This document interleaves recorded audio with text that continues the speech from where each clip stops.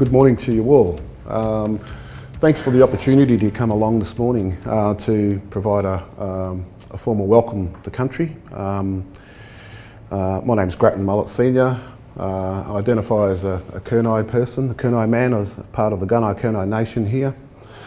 I'd like to just begin by just acknowledging and paying my respects to my elders, past, present, and those that are emerging in our community, where we continue to, I guess, pass on our knowledge, and which obviously supports and maintains our cultural identity as Kyneton people here in Gippsland.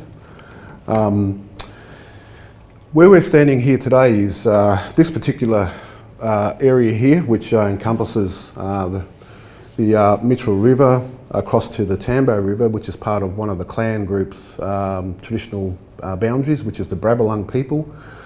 We have 5 tribal groups that obviously occupied the whole of the Gippsland region.